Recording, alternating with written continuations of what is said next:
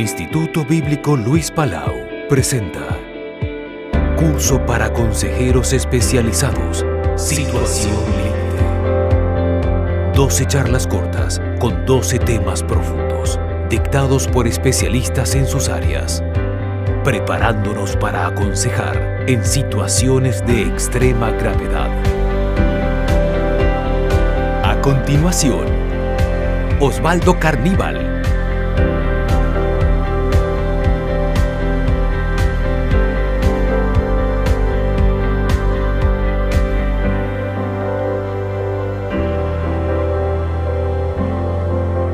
Bueno, la verdad que vivimos bajo mucha presión. ¿Cuántos sienten la presión?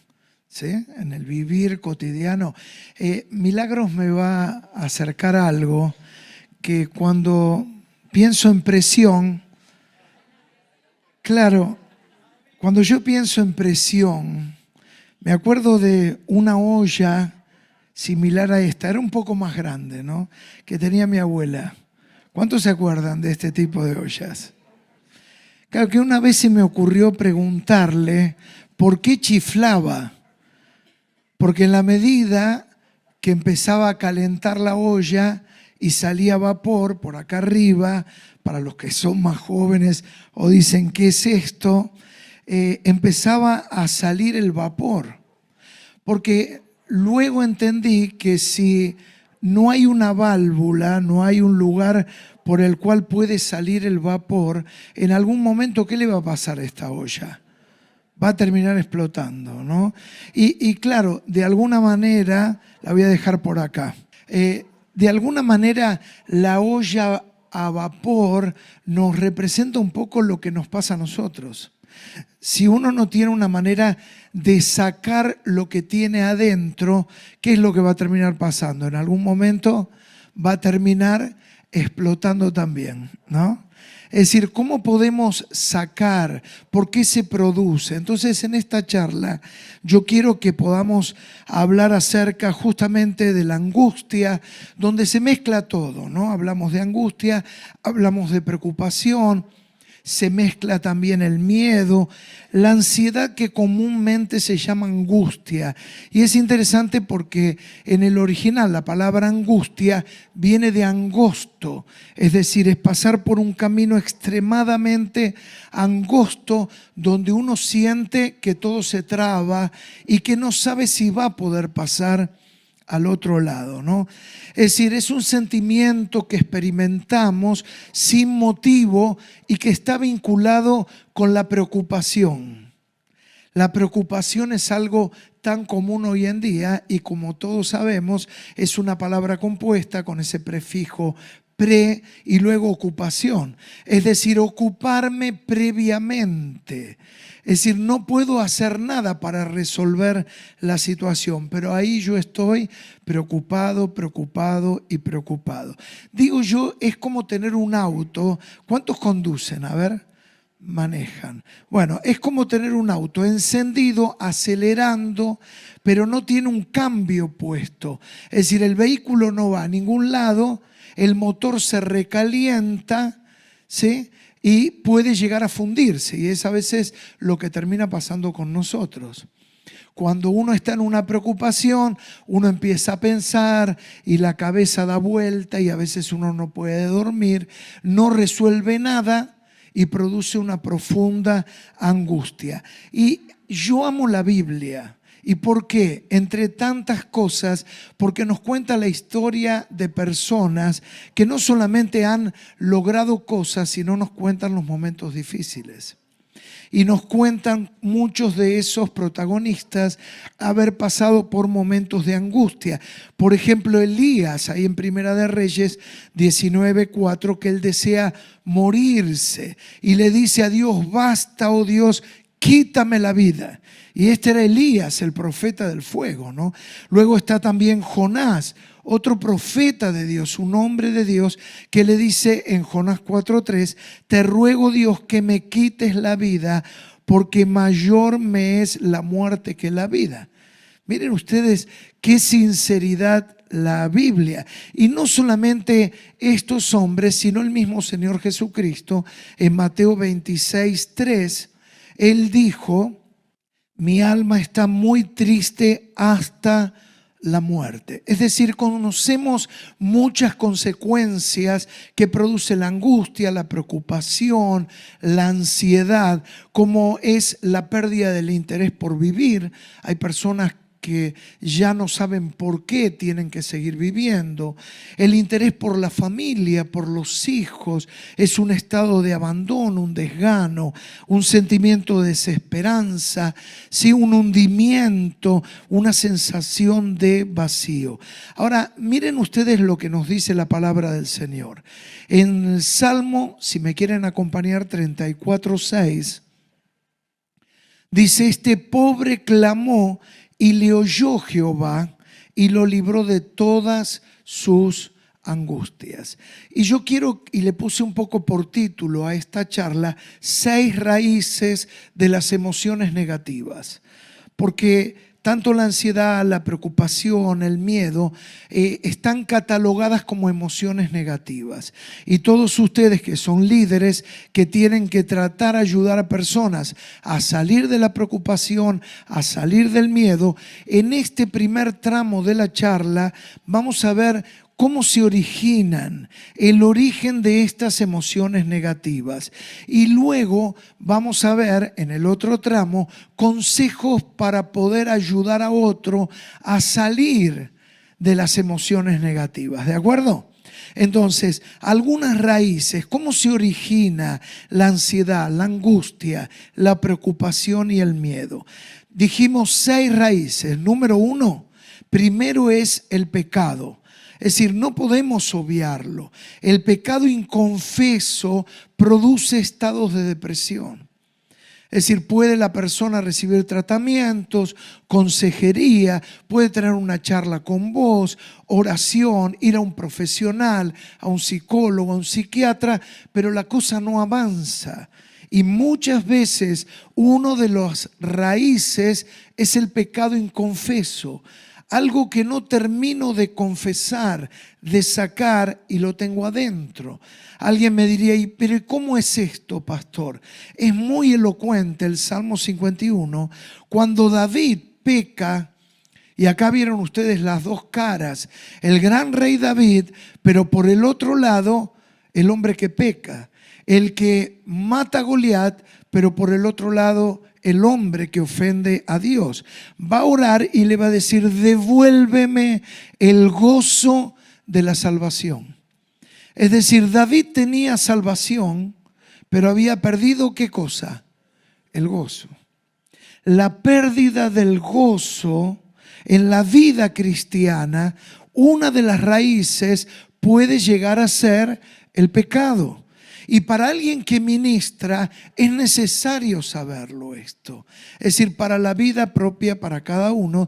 Y cuando uno le toca charlar con alguien, hablar con alguien. Es decir, el pecado no resuelto, el pecado inconfeso. David dice: mientras callé, mis verdores se vinieron en sequedades. Es decir, la gracia, la virtud del Señor se empezó a pagar. La salvación es estar en paz con Dios, y de ahí nace el gozo y nace la alegría. Perder la alegría y el gozo, muchas veces la raíz se encuentra en el pecado oculto, en el pecado no confeso. En segundo lugar, la segunda raíz es la falta de propósito. Cuando alguien no tiene un sentido por el cual vivir, y esto es muy común. Es decir, el que más se fatiga es el que no hace nada. Es el ocio. Esto lo decía un filósofo francés, ¿sí? El que más se fatiga es el que no sabe hacer nada.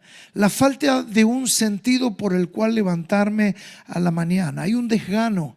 Es como que entramos en la era del consumismo, donde nada más me toca estar sentado, abrir el celular, mirar las redes sociales, ir pasando.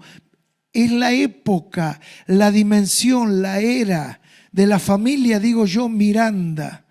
La familia que mira y mira y mira, pero no hace nada, no es protagónico, no tiene un compromiso. Y la vida tiene que tener un propósito, tiene que tener un sentido. Para tener algo por qué vivir, hay que tener algo por qué morir. Si a veces uno lo nota en chicos jóvenes, adolescentes, el sinsentido de la vida. Y qué bueno es que el que conoce a Cristo siempre tiene algo para hacer. Y creo que no hay nada más gratificante en la vida que el poder dar y poder bendecir a otros. El que da una flor siempre se queda con un poco de perfume en la mano, pero el que no da nada nunca va a recibir nada. Es decir, nosotros somos los mayores beneficiarios de poder dar. Y yo aliento, y este es un consejo para que vos lo tomes, a veces cuando me toca tratar con alguien desanimado, angustiado, preocupado por su propio problema. Y ustedes saben que a veces la gente viene y te dice: ay, usted no sabe mi problema, ay, usted no sabe mi problema. Y como pastor más de una vez tengo ganas de decirle: vení, sentate y te voy a contar mi problema. Porque vieron que la gente cuando te cuenta un problema, vos que sos líder te debe de pasar, te lo cuenta como que fuera el único que tiene problemas. Ahora, ¿por qué es el más grande? Porque es el propio. Es el que más le duele. Una de las maneras de superar la preocupación, que a veces es mirarse el ombligo, es salir y ver que hay otra gente que también sufre y padece. Uno de los mejores paliativos, ¿saben qué es? Visitar los hospitales. Yo lo hago constantemente. Ir a ver el hospital. Al hospital no va alguien a tener una fiesta, no va a celebrar nada.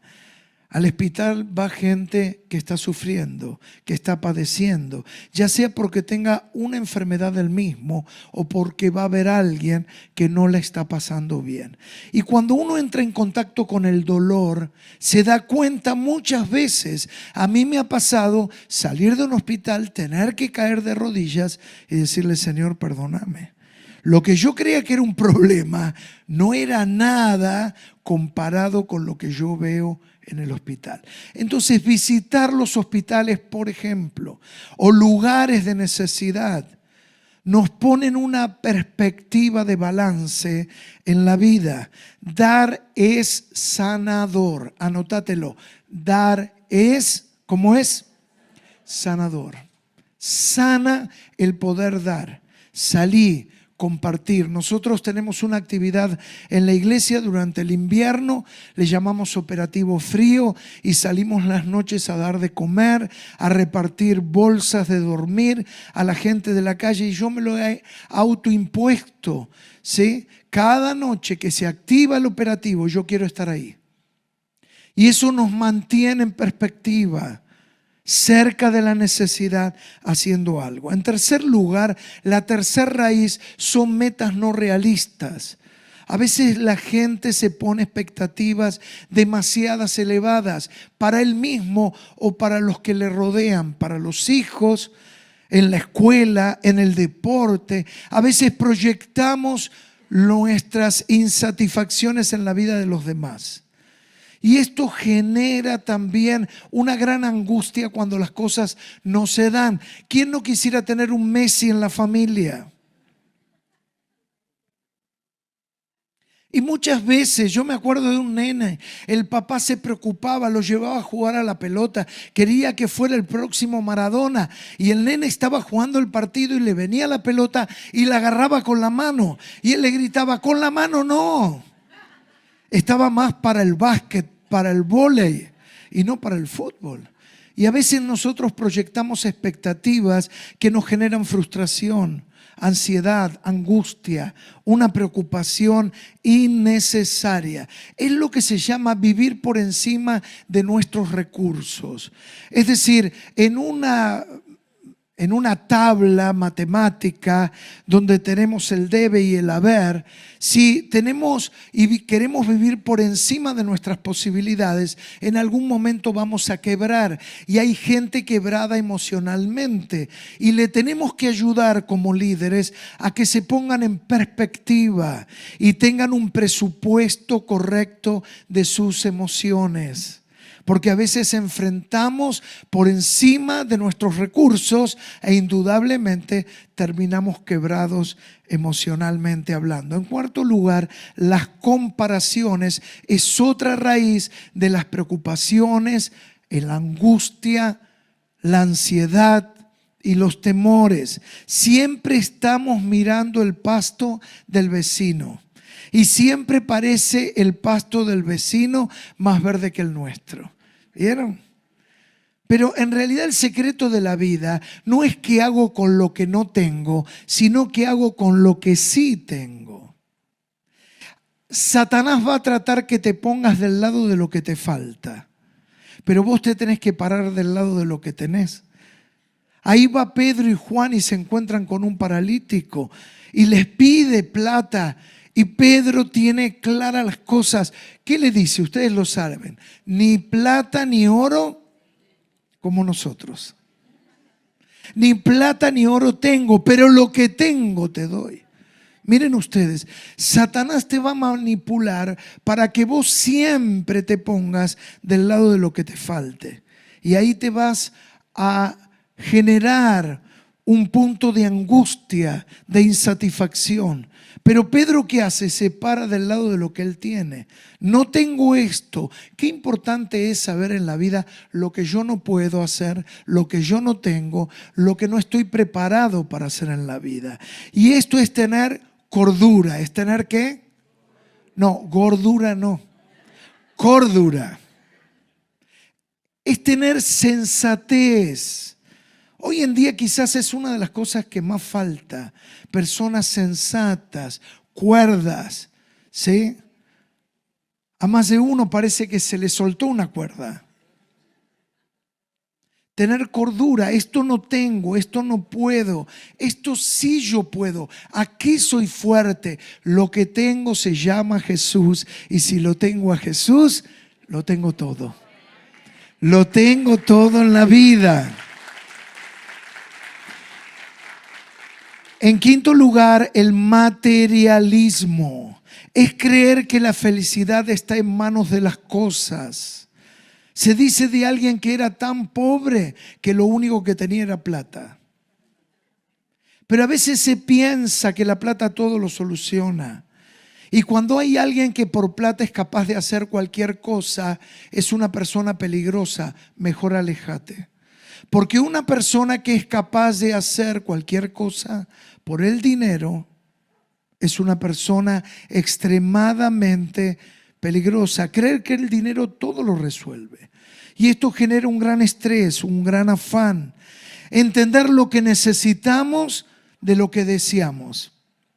Y a veces cuando uno va a comprar necesita hacer la listita de lo que necesito y dejar en segundo plano lo que deseo. ¿Vieron cuando uno va a pagar?